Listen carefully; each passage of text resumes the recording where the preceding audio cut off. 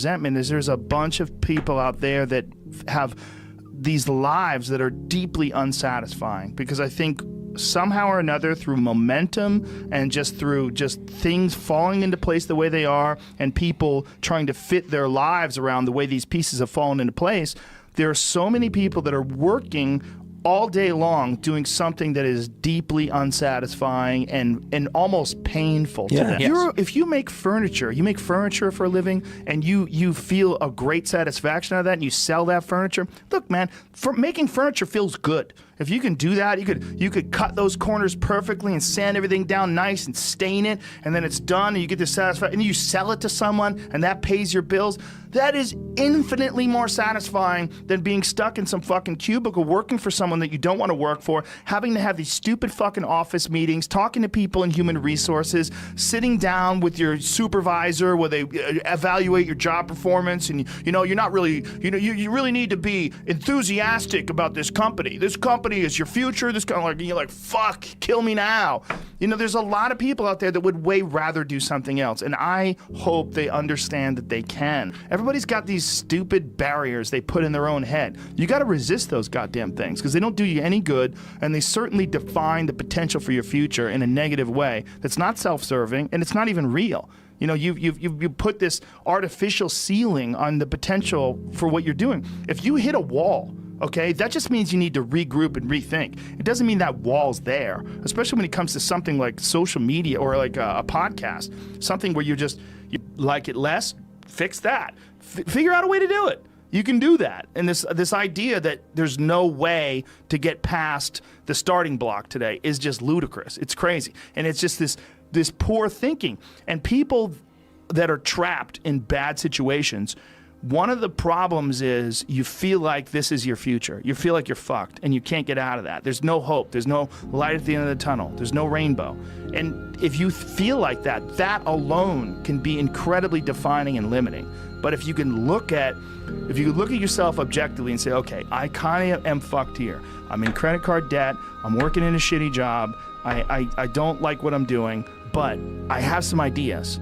I need to feed those fucking ideas. I need to feed them and water them, and I need to set aside a certain amount of time every day to just try to make those things happen. You can do that. Wondering why other people's success, or wondering why other people are successful, is the refuge of losers. Wondering why other people are successful. Like, who gives a fuck? You can say you think it sucks, but to spend time wondering why someone is successful and hating on someone being successful, it doesn't do any good. It's like, what is that old expression that jealousy is, it's a poison that does the opposite of its intended? Is that your mind, you have a certain amount of bandwidth. This is why I don't read Instagram comments or Twitter comments or YouTube comments. Like, I don't have any time. If I read them, it's an accident. But to seek them out, like, you have bandwidth. I don't spend time wondering why I hate things or hating on someone or being jealous.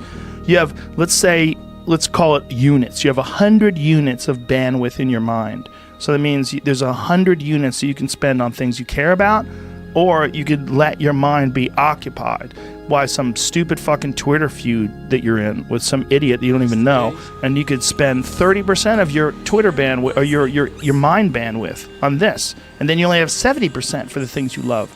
And then maybe you're involved in some fucking relationship with someone who's an idiot, and you're arguing back and forth with them. Well, there's another 30% that's gone. Now you have 40% left. You have 40% for the things you love instead of 100%. But if you only concentrate on the things you care about that mean something to you, and I think that there's a lot of people out there that think somehow or another you're going to get to some place where you're living in silk sheets and you're getting your toes done while someone's dropping grapes into your mouth. I don't want that. I've never wanted that. That guy's not going to be happy. He's going to be bored. An hour into the grapes, you're going to get those fucking grapes away from me. Stop painting my toes. What am I doing in this bed? I got to do something. I'm not stimulated. The human organism, the animal that we are, needs constant stimulation because it evolved trying to find food and escape enemies, and find shelter, escape nature, escape the elements, try to survive And this is the great joy that you have in taking care of your children, that you can protect your children from the elements and the enemies and feed them. And it's also the great sadness that you see in losers. When I see a loser, I see some guy who's 43 years old, lives in his parents' basement, and he fucking hates the world. I'm like, that was a baby. Man, this is a baby that somebody just gave shitty nutrients to, whether it's nutrients in the forms of food or in the form of thoughts and ideas and examples, and this kid developed these horrible self-defeating patterns of behavior that have led them to this point where they're this middle-aged person with no future and no idea of how to get out of this rut, and probably never will escape it, and might just wind up sucking on a gun. You know, I mean, this is the world that we live in today. And I think part of that world is because we have been fed this line of horseshit that you're supposed to seek comfort. And I don't think you are. I think you're supposed to seek lessons, and you're supposed to seek difficult tasks and accomplishments. And through those things, and through doing things that are hard to do, even if it's just a fucking 90-minute hot yoga class. I do a 90-minute yoga class, man. Those last 20 minutes, I do not want to be there, man. And I definitely don't want to give 100%. And I can cheat. I can kind of half-ass it. I can. But if I don't, and I get through it, when that time is up and the lady says namaste and everybody gets up, I'm like, fuck, man, I made it. You know, I lost 15 pounds. My fucking yoga mat is drenched to the point where I could literally wring it out and fill a jug up with water. But through that struggle, I will now have a better day, and I better fucking do it again tomorrow or do something else, because if I just think, well, tomorrow I'm just going to coast and eat Twinkies and watch TV. Oh, hello, sadness, my old friend. Hello, depression. Because when you're not doing anything, you feel like shit. And that's just a part of being a human being. And we can pretend that we're something other than what we really are. And we can pretend, nah, me, man, I'm just cool, just chilling, doing nothing. Bullshit. You're a fucking human. You're a human being. You evolved from the fucking hundreds of thousands of years of hunters and gatherers and people that were struggling. Those human reward systems are carved deeply into your DNA. And if you don't respect that, if you don't respect the mechanism of happiness and fulfillment and what you really need to do in order to feel satisfied in life, camaraderie, love, family, friendship, struggle, testing yourself, learning, all those things are imperative. They're all a giant part of being a person. Concentrating on people that suck or being jealous about people that are doing well does me zero good. But instead, if someone does well, I can be inspired and I can get fired up by it. I mean, I figured this out in my early 20s.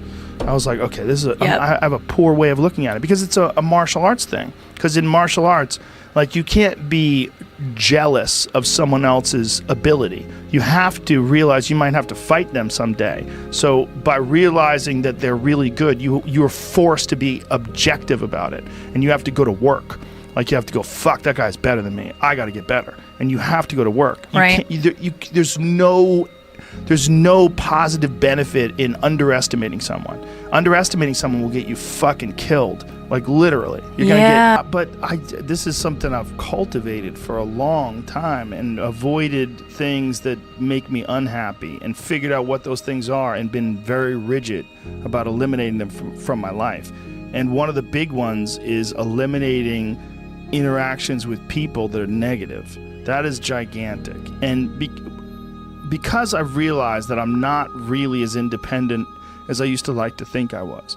I used to like to think that my thought process was independent and that I don't give a fuck what anybody thinks. That's nonsense. People say that because they absolutely care what people think and it bothers them. So they say, I don't give a fuck. But that I don't give a fuck stuff is almost entirely nonsense. You do care. And you care in both ways. You care if people are critical of you, care if people are positive of you, but you also care if people are living positive lives and they're motivating you. That's a big one. People are fuel, and other people, it's one of the reasons why I like talking to people, one of the reasons why I like to do podcasts, because I get a lot out of, like just talking to you about your time in the monastery or your push to get to that 100 miles. Like, you get energy out of people like that, and you think about this energy and you think about this inspiration when you're doing other things. And it also sets in your mind that when you meet these exceptional people that move you, like, what are the characters, what are the qualities that they have, what are the characteristics that they possess, and those things become significant and important to you. Whereas if you live around a bunch of people that are complaining and bitching about everything, and they see the negative in everything, and they're always whining, those people are the opposite of that. They're the opposite of inspiration, and they're mud. You're just like, what? It's like you're up to your ankles in mud. You try to trudge through life. It's difficult. You're not light. It's not pushing you. There's not a wind at your back. The wind's in your face, and it's rough, and over time, I've learned that these people, you're not going to fix them. I used to want to fix them when I was young. I used to want to go, hey man, I see what you're doing. Like, dude, don't do that anymore. Listen, just do this and stop doing that and start doing this. And if you just work towards this, you could be successful. And then a week later, the guy's doing the same shit. You're like, okay, right. I'm wasting a significant amount of my energy on someone who doesn't want to waste any of their energy on themselves. And so managing the community and the tribe that you're in, making sure that you're a good member of that tribe, that you're doing your part, and there's a lot of cynicism in these days about inspiration and about motivation, because there's a lot of fake shit. You can go on Instagram and you see a million of these inspirational quote pages, and they're run by people that are probably depressed. You see a lot of people that are, talking about how to get ahead in life, but they're not really doing anything themselves. So there's a lot of cynicism involved in that. But there's also sincerity in it. And if you just look at it with a pure heart and a pure mind, you can get a lot of energy out of that. And when you're around happy, inspirational people that are successful, it makes you feel better and you get inspired. And if you act on that inspiration, your life will be more fulfilled. And it's not just inspirational in terms of financial success, but in terms of doing difficult things, whether it's running 100 miles, it doesn't pay you a goddamn thing other than the wealth of the knowledge that you can push yourself to such an extreme. Or anything else, whether it's someone who becomes really good at playing chess, or someone who's really good at martial arts, or whatever it is. There's a great feeling in these overcoming these difficult things, because life is never this just constant state of I'm at a 9 all day, and when I'm with my wife, I hit 10. Yay! And I stay like that. That's not real. What's real is like you saying that you went to this monastery and felt all this angst about meditating and being alone and not having your phone and not having the input, but then when it comes out of it, then you have this reward. So you push through this, and you had these uncomfortable feelings, and you came out of those uncomfortable feelings with this newfound appreciation for time and this respect for your own existence in your own space, and carving out 3 hours for yourself a day. That's where it all comes from. It all comes from life lessons, and the lessons are learned through struggle.